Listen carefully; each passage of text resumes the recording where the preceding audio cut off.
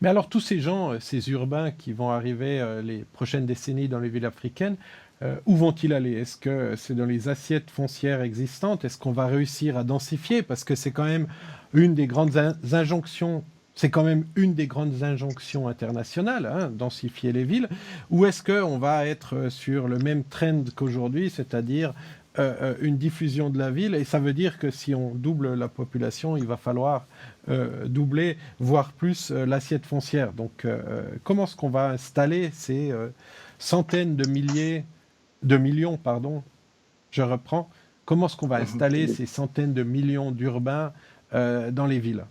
D'abord, il faut dire que la dynamique urbaine, l'urbanisation va continuer. Donc, ce n'est pas une force qu'on va essayer d'arrêter. Il y a eu des tentatives dans le passé qui n'ont pas marché.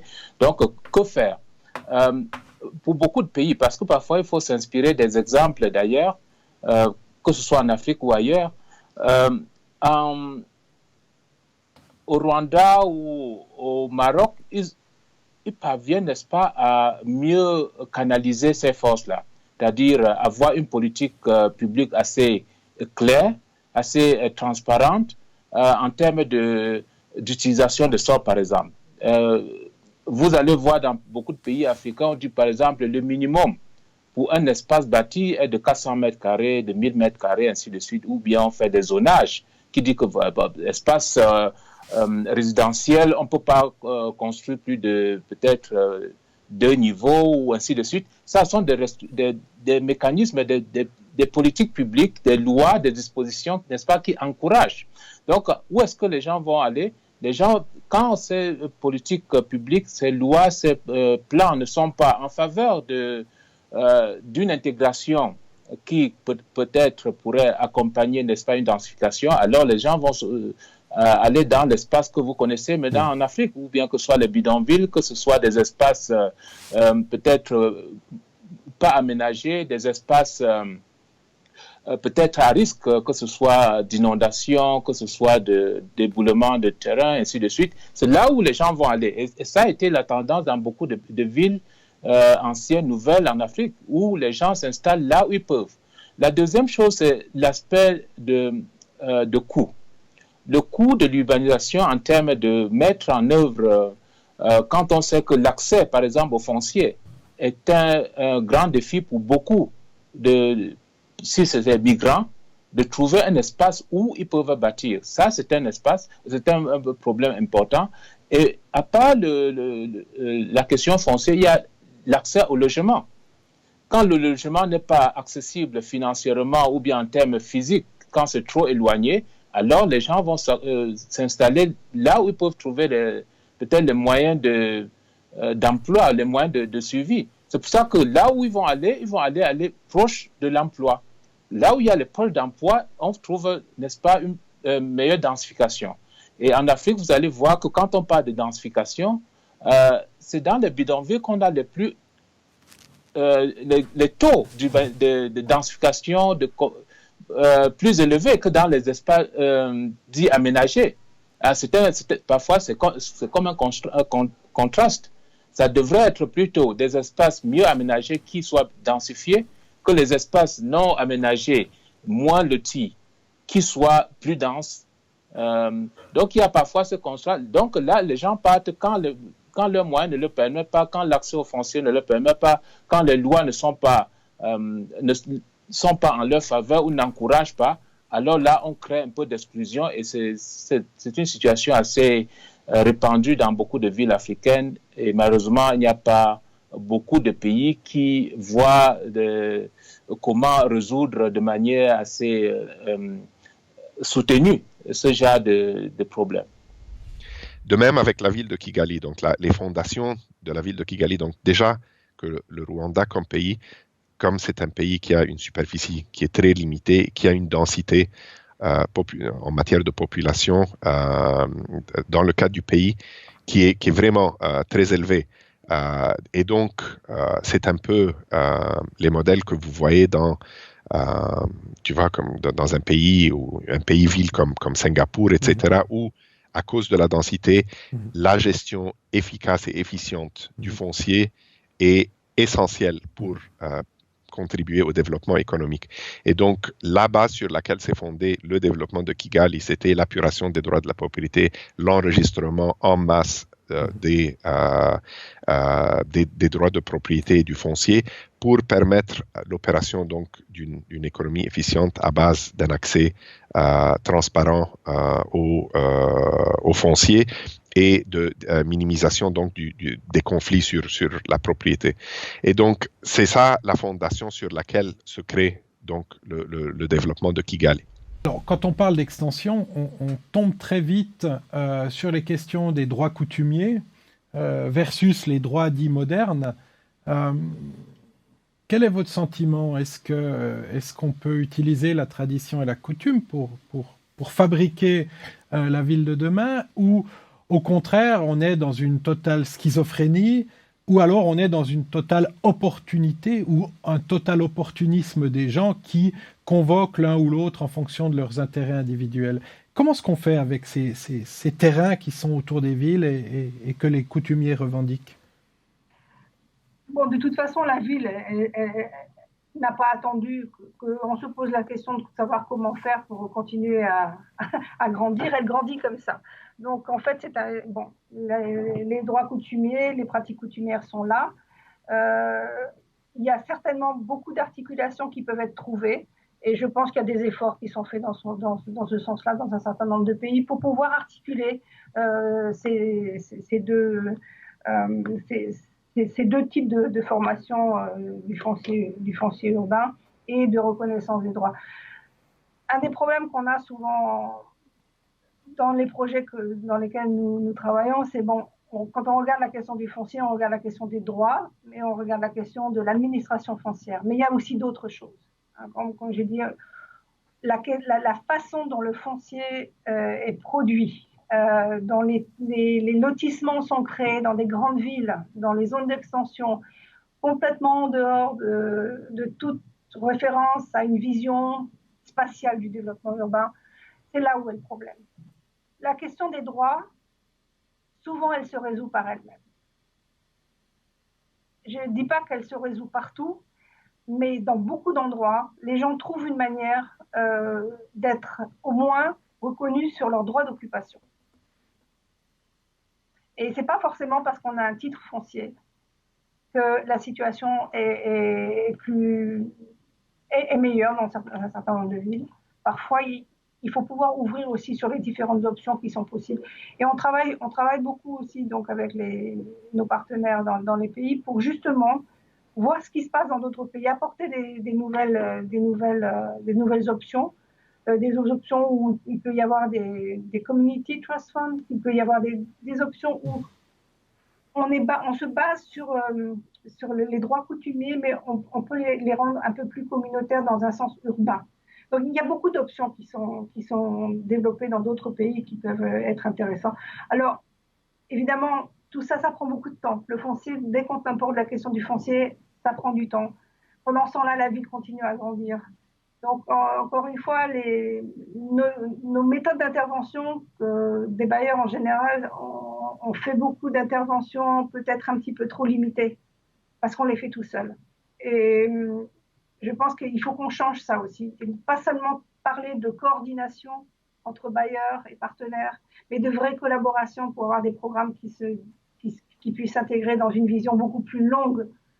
On ne fait pas une ville avec un projet de 3 ans sur un quartier qui représente 5% de la ville. Non, on fait un projet sur une vision de la ville à plus long terme, avec une approche programmatique, où on essaye de travailler tous ensemble pour accompagner cette vision. Il faut sortir des petits projets. Bon, c'est important, les petits projets de démonstration, etc., mais on ne va pas changer la physionomie de la ville si on reste sur des petites échelles. Et alors, on voit en tout cas dans les villes africaines ce copier-coller de lotissement qu'on a absolument partout. Est-ce que c'est la contre qu'il faut lutter? Est-ce que en fait, c'est la pauvreté de la proposition urbanistique qui émane de ces lotissements qui pourrait être une des causes des problèmes? Est-ce que si on réimaginait un lotissement qui prendrait en compte l'environnement, la société qui va y vivre, et que le lotissement n'est pas juste un plan de bornage d'un topographe qui cherche à mettre un maximum de parcelles sur un minimum de territoire, est-ce que là c'est une voie possible? Non, mais c'est exactement ce que vous dites dans la façon dont vous présentez les choses, c'est que pour l'instant, les lotissements ne sont pas faits par les urbanismes et ne sont pas faits par les populations qui occupent ces espaces. Les lotissements sont faits par des géomètres, par des gens du cadastre, mais pas par les gens qui ont une vision de ce que doit être un espace urbain intégré. Il n'y a aucune corrélation entre ces soi-disant lotissements et les plans de développement d'infrastructures en général. Donc, on crée une ville qui ne peut pas fonctionner avec ce genre de lotissement. Donc, c'est changer aussi la manière de faire ces lotissements, rendre je veux dire, la fonction urbaine à des urbanistes qui travaillent avec les populations pour pouvoir créer des lotissements qui ne soient pas seulement des cases sur un morceau de papier. Je crois que sur le foncier, il y a une chose qu'on ne peut pas. Distinguons la gestion foncière de l'administration foncière. Comment on administre le foncier, comment on administre la propriété. L'administration foncière est nécessairement, il peut y avoir des bureaux déconcentrés de l'État, de la direction des domaines du cadastre dans ces pays, mais ne peut pas être décentralisée. La gestion foncière, en revanche, c'est-à-dire les politiques visant à décider de l'affectation, de l'attribution du sol, de l'usage du sol, ça peut être décentralisé. Sous le contrôle de l'État pour les secteurs qui ont un intérêt stratégique. Si on revient sur la question foncière, alors on parle dans toutes les études de planification, à chaque fois on semble d'accord, en tout cas les experts semblent d'accord sur le fait que la question foncière est centrale, mais personne ne veut la traiter.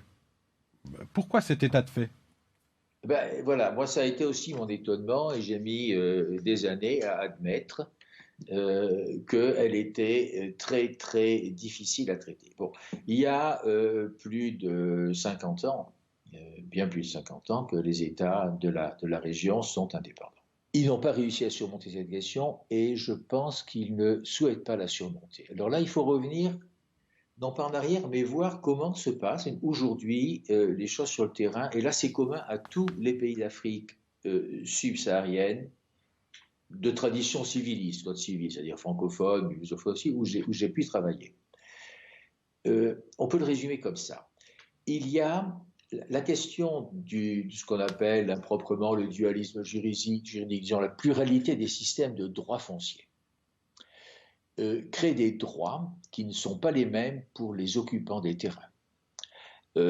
Un occupant coutumier, un occupant au titre des régimes coutumiers n'a pas les mêmes droits qu'un occupant qui a un permis d'habiter, qui lui n'a pas les mêmes droits qu'un occupant qui a un titre foncier. Prenons ces trois exemples, il y a une plus grande diversité de régimes de tenure foncière. Mais prenons le coutumier, le détenteur d'un permis d'occuper ou d'un permis d'habiter, le détenteur d'un titre foncier. Ou le détenteur d'un terrain sans papier, sans rien du tout. Rajoutons-en un quatrième au départ. Il y a un marché pour chacun de ces terrains, pour chacun de ces types de possession. Il y a un marché avec ses propres règles, ses propres acteurs, ses contraintes, ses limites, son insécurité et ses prix. Si on achète un terrain sur le marché, disons où le terrain n'a pas de papier, on prend un risque.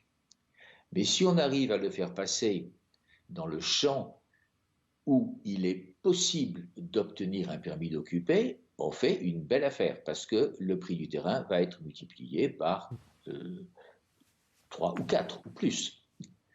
Et si on a réussi à passer, si on passe du permis administratif d'occuper ou d'habiter au titre foncier, on fait une encore bien meilleure affaire, puisque le prix du terrain peut augmenter dans des proportions de 4 à 10. On l'a observé dans tous les pays.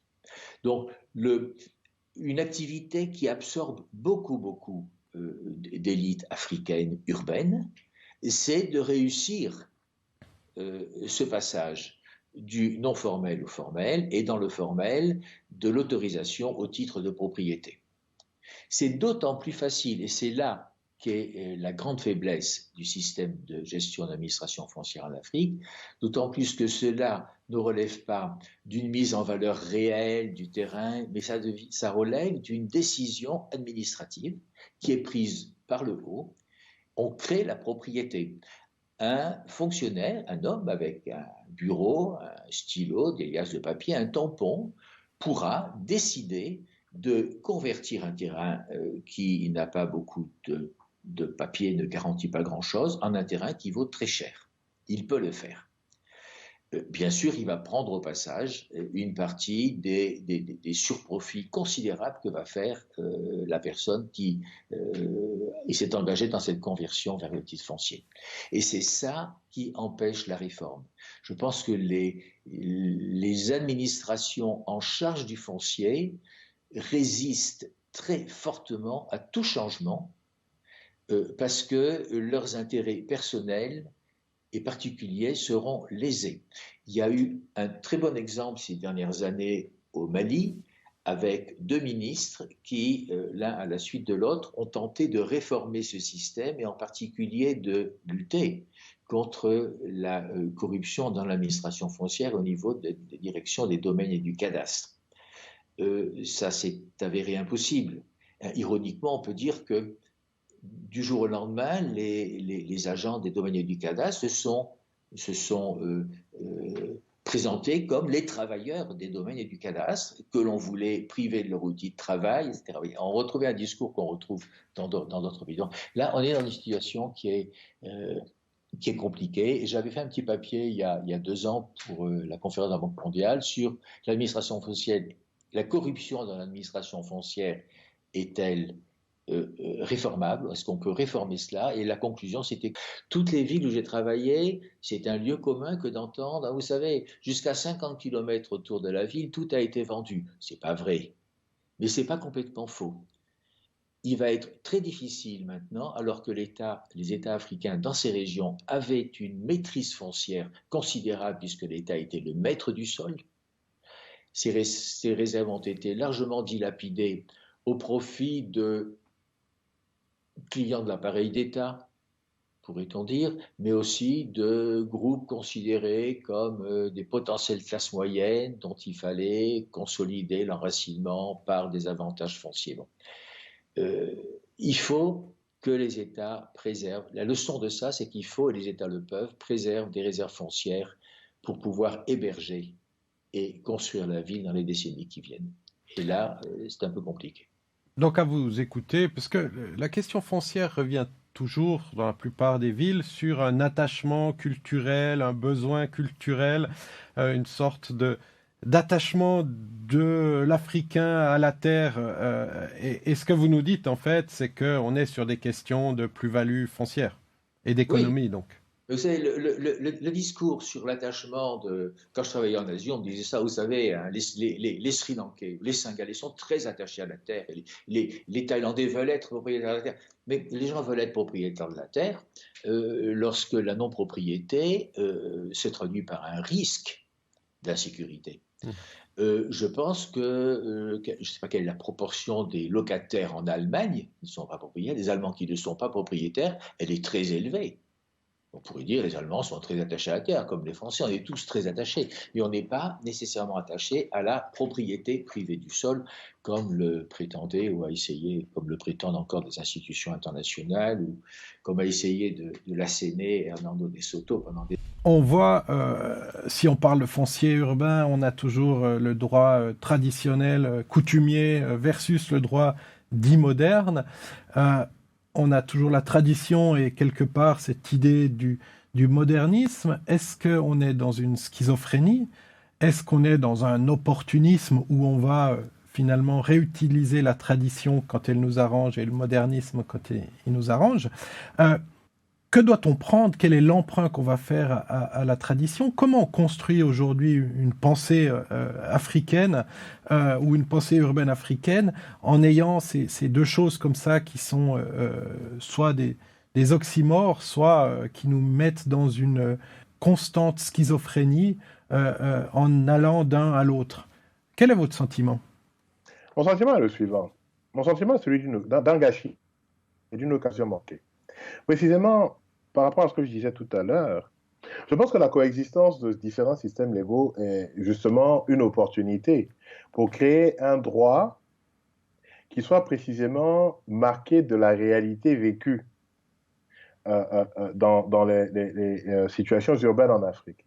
S'il existe un droit dont on dit qu'il est traditionnel, et d'ailleurs dont il faut savoir que ce droit traditionnel est souvent créé à l'époque coloniale, donc c'est même une création coloniale dans la mesure où c'est la compréhension que le colon a eue de ce que le droit traditionnel était, qui est devenu le droit traditionnel, parce que la plupart des chefferies dites traditionnelles sont en fait des chefferies qui ont été mises en place par le colon dans le but de collecter l'impôt. Et même quand elles sont des chefferies qui sont héritées de traditions multiséculaires, elles ont été réorganisées pour être mises au service du pouvoir colonial. Donc, il faut aussi comprendre que même la notion de tradition en Afrique n'est pas aussi pure qu'on veut nous le faire croire. Donc déjà, il y a ça. Et c'est vrai qu'en disant cela, je sais que ce que je dis sera controversé pour beaucoup de personnes. Mais il y a des études historiques qui prouvent ce que je suis en train de dire. Les écrits de Terence Ranger, par exemple, sur l'histoire du Zimbabwe, qui a d'ailleurs inventé le terme l'invention des traditions. Et ce n'est pas en Afrique qu'on a vu ça d'ailleurs. On l'a vu aussi en Écosse, par exemple. Mais pour revenir à ce que nous disions, pour moi, l'existence de plusieurs types de droits qui sont en compétition les uns avec les autres, c'est une opportunité d'inventer précisément une nouvelle manière d'approcher le droit urbain qui soit spécifiquement issue des territoires africains d'aujourd'hui. Et en faisant cela, si on prenait le temps de mettre en place un effort concerté pour créer de nouvelles règles de droit qui s'inspirent de ces différents systèmes, on aurait rendu un service extraordinaire aux communautés et même à la vitalité économique des régions, parce que les personnes qui utilisent ces instruments de droit se reconnaîtraient dans ces instruments de droit et éviteraient justement les situations ambiguës. L'urbain foncier aujourd'hui est synonyme d'escroquerie dans beaucoup de villes africaines.